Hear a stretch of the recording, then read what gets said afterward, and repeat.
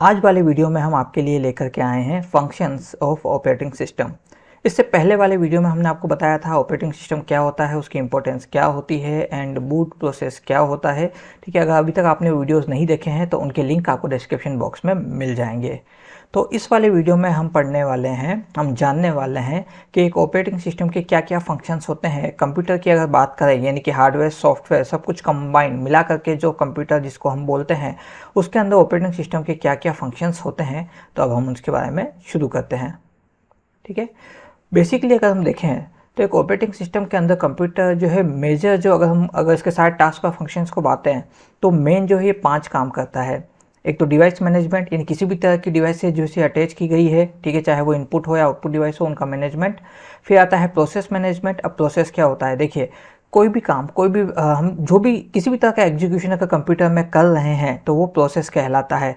तो ये सारे प्रोसेसेस को मैनेज करना, और इन प्रोसेस को कुछ टुकड़ों में बांटा गया है, यूज़र डिफाइंड प्रोसेस और सिस्टम डिफाइंड प्रोसेस। यानी कि जो यूज़र कर रहा है वो यूज़र डिफाइंड प्रोसेस है, और जो सिस्टम कर रहा है वो सिस्टम डिफाइंड प्रोसेस है। तो इन प्रोसेसेस को मैनेज करना ये भी ऑपरेटिंग सिस्टम का ही काम है। मेमोरी मैनेजमेंट, यानी कि प्राइमरी मेमोरी और सेकेंडरी मेमोरी, इन दोनों ही तरह की मेमोरी का मैनेजमेंट और डेटा फ्लो बनाए रखना, ये सारा काम भी ऑपरेटिंग सिस्टम ही करता है। फाइल मैनेजमेंट, सिस्टम के अंदर किसी भी तरह का डेटा जो हम सेव करते हैं वो फाइनली जो लिस्ट लेवल पे जाकर के एक फाइल के फॉर्मेट में ही सेव होता है। तो ये जितनी भी फाइल्स हैं इन सब का मैनेजमेंट ये भी ऑपरेटिंग सिस्टम ही देखता है। अगर आपको फाइल मैनेजमेंट के बारे में डिटेल में जानना हो तो हमने हमारी DBMS की सीरीज़ में स्टार्टिंग में फाइल मैनेजमेंट के ऊपर, फाइल क्या होता है इसके ऊपर एक सेपरेट वीडियो बनाया है।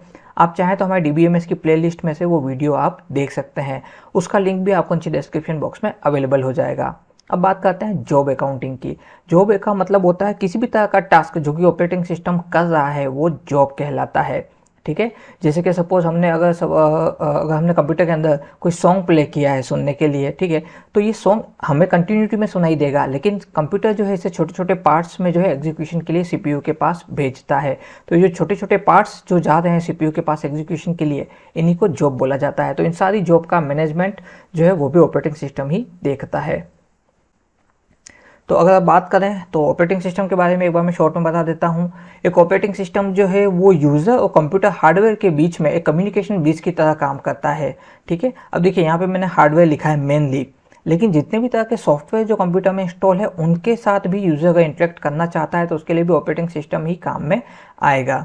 ठीक है, और अगर इसको सिंपल में करूं, अगर आपको सिर्फ एक लाइन में समझाना चाहूं तो मेन ऑब्जेक्टिव जो होता है ऑपरेटिंग सिस्टम का वो होता है कि एक ऐसा प्लेटफॉर्म प्रोवाइड करना, कंप्यूटर हार्डवेयर और सॉफ्टवेयर का जो कॉम्बिनेशन है, ये जो डिवाइस है जो कि हार्डवेयर सॉफ्टवेयर के और नेटवर्क के कॉम्बिनेशन से चलती है, इनके ऊपर एक ऐसा प्लेटफॉर्म प्रोवाइड करना जहाँ पे यूज़र खुद जो है इस कंप्यूटर हार्डवेयर सॉफ्टवेयर या नेटवर्क से इंटरेक्ट कर सके, उन्हें अपने हिसाब से यूज़ कर सके, अपने प्रोग्राम्स एग्जीक्यूट करवा सके, प्लस जितनी भी एप्लीकेशन है सॉफ्टवेयर जो इस कंप्यूटर हार्डवेयर के अंदर चल रहे हैं उन सब के बीच में भी इंटरेक्शन जो है, उन सब के बीच में भी कम्युनिकेशन प्रोवाइड कर सके। ये मेन काम होता है ऑपरेटिंग सिस्टम का। ठीक है, अब बेसिक जो है हमने 5 देखे थे, मैंने टोटल मिलाकर के छोटे बड़े मिलाकर के सारे जो मेन जो फंक्शन होते हैं वो यहाँ लिख दिए हैं। Control over system performance, security, job accounting, error detecting aids, coordination between other software and users, memory management, process management, device management and file management. तो अब शुरू करते हैं हम कंट्रोल ओवर सिस्टम परफॉर्मेंस। ठीक है, सिस्टम परफॉर्मेंस का मतलब क्या होता है, सबसे पहले हम जान लेते हैं। देखिए सिस्टम की हेल्थ। अब सिस्टम हेल्थ क्या होता है, क्या हमारे सारे हार्डवेयर सही तरीके से वर्क कर रहे हैं, क्या सारे सॉफ्टवेयर सही तरीके से वर्क कर रहे हैं, कहीं पे भी सिस्टम में कोई ग्लिच या कोई इशू तो नहीं आ रहा है। ये सब अगर प्रॉपर कंडीशन में काम कर रहे हैं यानी कि सिस्टम हेल्थ बिल्कुल अच्छी कंडीशन में है, यानी किसी भी इंस्टेंस पे, किसी भी मोमेंट पे जो है हमारे सिस्टम का जो है कंडीशन क्या है, हेल्थ कैसा है, प्रॉपरली वो फंक्शन कर रहा है या नहीं कर रहा है, तो इसको लगातार मॉनिटर करने का काम भी जो है वो ऑपरेटिंग सिस्टम ही करता है। और ये रिस्पॉन्स टाइम का भी रिकॉर्ड मेंटेन करता है। अब रिस्पॉन्स टाइम क्या होता है, देखिए सपोज जैसे आपने है डेस्कटॉप के ऊपर किसी भी आइकन के ऊपर क्लिक किया, तो क्लिक करने के बाद कितनी देर में वो आइकन ओपन होता है, तो ये होता है रिस्पॉन्स टाइम। यानी कि जब भी या तो यूज़र ने कोई भी टास्क करने के लिए दिया है, कोई भी ऑपरेशन एग्जीक्यूट करवाया है, तो उसका रिटर्न आउटपुट जो आना चाहिए वो कितने टाइम में यूज़र को मिल रहा है, ये कहलाता है रिस्पॉन्स टाइम। इसी तरह से इंटरनल सॉफ्टवेयर्स भी जब आपस में कम्युनिकेट करते हैं और एक दूसरे को रिक्वेस्ट भेजते हैं तो उनको कितने टाइम में उनकी रिक्वेस्ट का रिवर्ट मिल रहा है, ये भी रिस्पॉन्स टाइम कहलाता है। तो ये रिस्पॉन्स टाइम को भी जो है हमेशा OS जो है मॉनिटर करता है, वो मिनिमाइज करने की कोशिश करता रहता है। डिटेक्ट एरर्स, किसी भी तरह की एरर्स अगर जो रनिंग सॉफ्टवेयर एप्लीकेशन से हार्डवेयर से उनके अंदर अगर किसी भी तरह की पॉसिबल एरर आ रही है तो उनको डिटेक्ट करता है। एंड देन फोर्थ है ट्रबल शूट, यानी कि उन सारी एरर्स को ट्रबल शूट करता है अलग अलग तरीके से। सिस्टम वैसे तो ऑपरेटिंग सिस्टम वैसे तो खुद ही इन्हें ट्रबल शूट करने की कोशिश करता है, लेकिन अगर वो ऐसा नहीं कर पाता है तो यूज़र को एक एरर मैसेज शो करता है एंड देन यूज़र जो है सिस्टम को ट्रबल शूट कर सकता है। तो ये था first part, control over system performance. Next आते हैं हम सिक्योरिटी। देखिए ऑपरेटिंग सिस्टम क्या करता है, ये यूज़र के डेटा को प्रोटेक्ट करता है। हमारा सिस्टम है, हमारा कंप्यूटर है, उसके अंदर हमारा कई तरह का डेटा होता है। हम ऑनलाइन जाकर के भी कई तरह के प्लेटफॉर्म्स और एप्लीकेशंस यूज़ करते हैं जिसमें हमारा डेटा होता है। तो हमारे सारे डेटा को सिक्योर करने का काम ऑपरेटिंग सिस्टम करता है। इसके लिए क्या होता है, अलग अलग तरह के पासवर्ड प्रोटेक्शन मेथड या फिर और जो है अगर हम बोले आइडेंटिफिकेशन प्रोसेस काम में आते हैं। मेनली तो देखिए इसे पासवर्ड प्रोटेक्शन ही बोला जाता है, फिर चाहे आप कैरेक्टर स्ट्रिंग्स वाले पासवर्ड डालें, फेस डिटेक्शन वाले डालें या थंब प्रिंट वाले जो होते हैं, यानी कि जिसे हम बोलते हैं हमारे फिंगरप्रिंट्स जो होते हैं, इनके रिकॉग्निशन से जो है हम सिक्योरिटी प्रोवाइड करवाएं। लेकिन इस तरह का सारा सिक्योरिटी जो है ऑपरेटिंग सिस्टम हैंडल करता है। इसके अलावा किसी भी तरह के अनऑथोराइज एक्सेस को रोकने का काम भी ऑपरेटिंग सिस्टम करता है। तो इन सारे कामों के लिए ऑपरेटिंग सिस्टम कई तरह के जो है सिक्योरिटी सॉफ्टवेयर काम में लेता है, जैसे कि विंडोज़ डिफेंडर, विंडोज़ फायरवॉल। इसके अलावा हम जब एंटीवायरस डालते हैं तो उनमें भी ये फैसिलिटी आती है। आप डायरेक्टली सिक्योरिटी सॉफ्टवेयर से एप्लीकेशन इंस्टॉल कर सकते हैं जो कि आपके लॉगिन करने से लेकर के अंदर मौजूद हर एक ड्राइव, हर एक फोल्डर तक को लॉक करने का काम करता है। और बिना सही पासवर्ड दिए कोई भी ना तो लॉगिन कर पाएगा, और अगर लॉगिन कर भी लिया तो किसी भी तरह के डेटा को एक्सेस नहीं कर पाएगा। तो ये सिक्योरिटी का काम भी ऑपरेटिंग सिस्टम ही मैनेज करता है।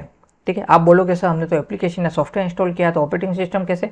देखिए ऑपरेटिंग सिस्टम उस एप्लीकेशन को कंटिन्यूस रन करता है, और मैंने आपको जैसे बताया बाय डिफॉल्ट विंडोज़ डिफेंडर, ठीक है। एंड अगर हम बात करें विंडोज़ फायरवॉल, ठीक है, ये आपको जो सिस्टम को प्रोटेक्ट करने का काम करते हैं। Okay, that's why operating system जो है आपके सारे डेटा को सिक्योर रखता है। अब बात करें जॉब अकाउंटिंग की। जैसा कि मैंने आपको बताया कि देखिए जॉब का मतलब क्या होता है। सपोज जैसे मैंने कोई सॉन्ग प्ले किया, मैं वही एग्जांपल देता हूँ, तो मुझे पता है सॉन्ग 5 MB का है। अब ये सॉन्ग प्ले कैसे हो रहा है कंप्यूटर पे, मैंने सॉन्ग पे क्लिक कर दिया, तो यानी कि मैंने कंप्यूटर को एक ऑर्डर दिया कि ये जो फाइल है इसे एग्जीक्यूट करो। तो वो फाइल ऑडियो फाइल थी, तो वो सॉन्ग चलना शुरू हो गया। लेकिन ऐसा नहीं है कि ये जो है हाथों हाथ एक ही बार में एग्जीक्यूट होता है। सीपीयू की कैपेसिटी काफ़ी कम होती है, सीपीयू की खुद की कोई मेमोरी नहीं होती, तो वो किसी भी तरह के डेटा को होल्ड नहीं कर सकता। तो वहाँ पे 5 MB का सॉन्ग प्ले कैसे होगा? तो हमारी जो मेमोरी है, मेन मेमोरी, वहाँ पे क्या होता है, ये सॉन्ग आ जाता है। लेकिन अब वहाँ से भी वापस जो है ये सीपीयू के पास कैसे भेजो? सीपीयू तो बिट लेवल पे प्रोसेसिंग करता है, तो पूरे सॉन्ग को छोटे छोटे पार्ट्स में तोड़ दिया जाता है, और ये छोटे छोटे पार्ट्स जो है जॉब कहलाते हैं। अब एक बार में एक जॉब जो है एग्जीक्यूट होने के लिए जाती है, तो इन जॉब्स को क्रिएट करना, इनको प्रोसेसिंग के लिए भेजना, इनका आउटपुट क्रिएट करवाना, ये सारा काम जॉब अकाउंटिंग कहलाता है। तो ये सब काम भी ऑपरेटिंग सिस्टम ही मैनेज करता है। और अगर मल्टीटास्किंग हो जाती है, यानी मल्टीपल प्रोसेस एक साथ चल रहे हैं, तो उन सब प्रोसेसेस के जितने भी जो टास्क हैं उन सबको छोटे छोटे जॉब्स में तोड़ करके सीक्वेंसिंग बनाते हुए उन्हें एग्जीक्यूशन के लिए भेजना, ताकि सारे टास्क बराबर चलते रहें। जैसे कि आपने सॉन्ग भी चला दिया, पीछे आप वीडियो गेम भी खेल रहे हो, ठीक है, आपने कुछ चीज़ डाउनलोड पे भी लगा रखी, तो सब कुछ एक साथ चल रहा है, तो ये जॉब अकाउंटिंग में आ जाता है। ठीक है, इसके अलावा कि जो भी जॉब जो एग्जीक्यूट होने के लिए जा रही है उसको क्या क्या रिसोर्स चाहिएंगे, उस जॉब की डिटेल्स क्या है, कितने टाइम पीरियड के लिए वो एग्जीक्यूट होगा, कौन कौन से रिसोर्स को वो यूज़ करेगा, एंड देन फाइनल कब वापस वो रिलीज़ होगा, इन सब चीज़ों को मैनेज करने का काम भी ऑपरेटिंग सिस्टम ही करता है।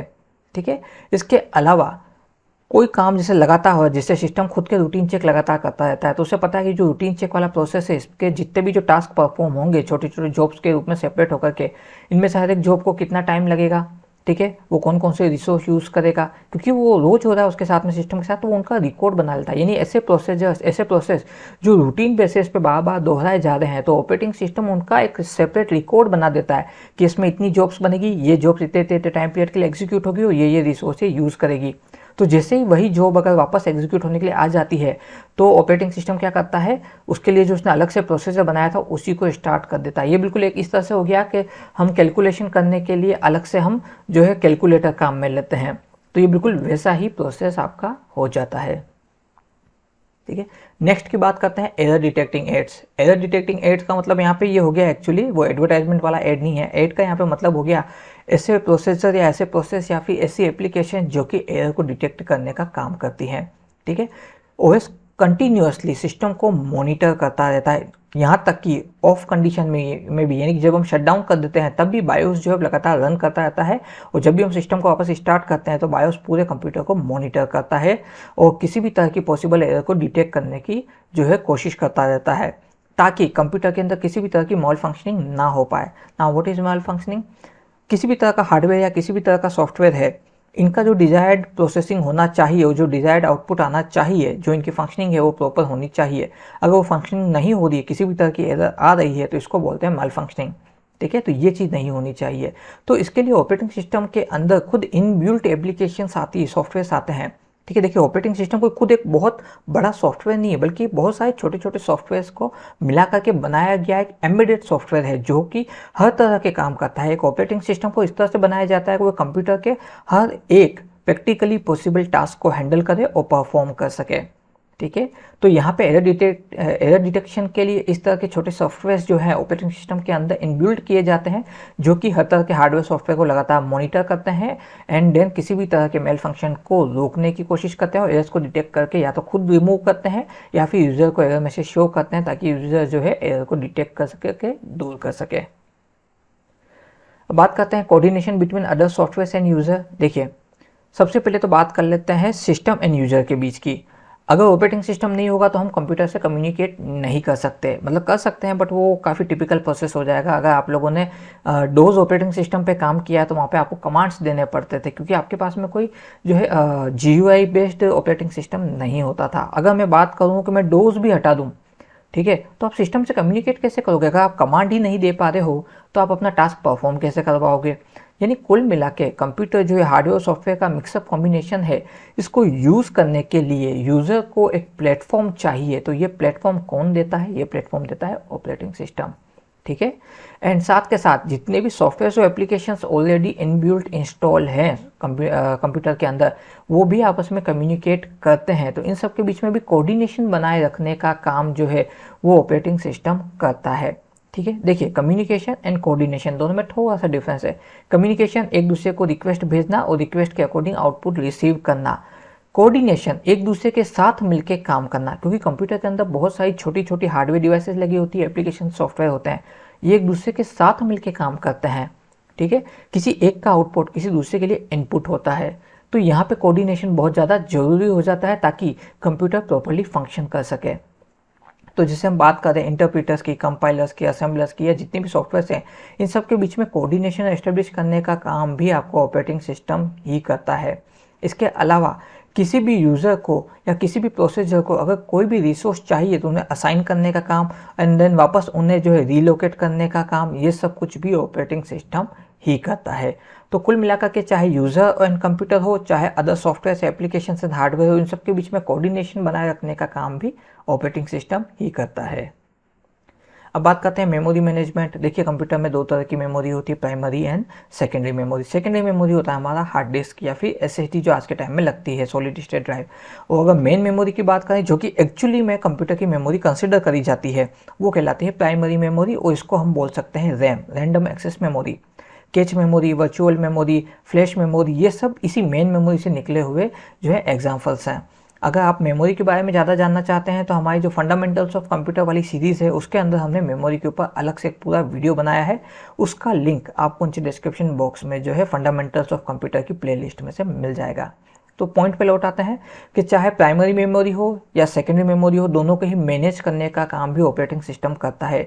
कोई भी सॉफ्टवेयर, कोई भी एप्लीकेशन, किसी भी तरह का आउटपुट या जो भी डेटा या इन्फॉर्मेशन जनरेट हुई है, ये सेकेंडरी मेमोरी में कहाँ जाके स्टोर होगी, उसके एड्रेस को कैसे स्टोर करके रखा जाएगा, कोई भी डेटा जो प्रोसेसिंग के लिए चाहिए, एग्जीक्यूशन के लिए चाहिए, उसको सेकेंडरी मेमोरी से मेन मेमोरी में कैसे ट्रांसफ़र किया जाएगा, एंड मेन मेमोरी से फिर उसको CPU के पास कैसे भेजा जाएगा, ये सारा काम भी जो है ऑपरेटिंग सिस्टम करता है। ठीक है, यानी कुल मिला के हमारे सिस्टम के अंदर जितना भी कंप्लीट मेमोरी से रिलेटेड टास्क है, ये सब कुछ ऑपरेटिंग सिस्टम ही मैनेज करता है। ठीक है, अब बात करें प्रोसेसर मैनेजमेंट की। प्रोसेसर का मतलब होता है हमारा यहाँ पे सेंट्रल प्रोसेसिंग यूनिट, जिसे हम CPU भी शॉर्ट में बोलते हैं। CPU क्या करता है? मल्टी प्रोग्रामिंग एनवायरनमेंट में काम करता है, यानी कि अगर जैसे एक बार में सिर्फ एक टास्क आया है तो सीपीयू उसे एग्जीक्यूट कर देगा कंटिन्यूसली, अपना पूरा टाइम सीपीयू उसे देगा। लेकिन हकीकत में सिस्टम कभी भी सिंगल टास्क पे नहीं चलता है। जैसे हम बोलेंगे सर हमने तो खाली सॉन्ग जो है चला रखा है, हम खाली वीडियो गेम खेलते हैं, हम तो एक ही काम कर रहे हैं। बैक साइड में सिस्टम के खुद इनबिल्ट रूटीन प्रोसेस चलते रहते हैं। तो एक सीपीयू एक्चुअली में मल्टी प्रोग्रामिंग करता रहता है हर टाइम पे। तो ये मल्टी प्रोग्रामिंग करने के लिए उसको ऑपरेटिंग सिस्टम की मदद लगती है, क्योंकि जितने भी जो मल्टीपल टास्क आ रहे हैं उनको जॉब्स में तोड़ना, इन जॉब्स की शेड्यूलिंग करना, एंड एक एक करके इन जॉब्स को एग्जीक्यूशन के लिए भेजना, मेमोरी में इनको प्लेस करना, रिसोर्सेस एलोकेट करना, देन सीपीयू के पास में भेजना, ये सारे काम ऑपरेटिंग सिस्टम करता है। सीपीयू सिर्फ एग्जीक्यूशन का काम करता है। यानी कि प्रोसेसर को अगर हम फुल पावर से यूज़ करना चाहें तो उसके लिए ऑपरेटिंग सिस्टम हमें हेल्प करता है। ठीक है, और ये जो पूरा प्रोसेस है जहाँ पे मल्टीपल टास्क छोटे छोटे जॉब्स में कन्वर्ट होकर के अपने रिसोर्स एलोकेशन के साथ सीपीयू के पास एग्जीक्यूशन के लिए आती है, इसे बोला जाता है प्रोसेस शेड्यूलिंग। आगे बात करें डिवाइस मैनेजमेंट की। देखिए, किसी भी तरह की हार्डवेयर डिवाइस अगर कंप्यूटर में लगी हुई है, चाहे वो इनपुट डिवाइस हो चाहे आउटपुट डिवाइस हो, इन सबको मैनेज करने का काम भी ऑपरेटिंग सिस्टम करता है। जब भी कोई डिवाइस अटैच करी जाती है, सबसे पहले ऑपरेटिंग सिस्टम ये फाइंड आउट करता है कि वो इनपुट डिवाइस है या आउटपुट डिवाइस है।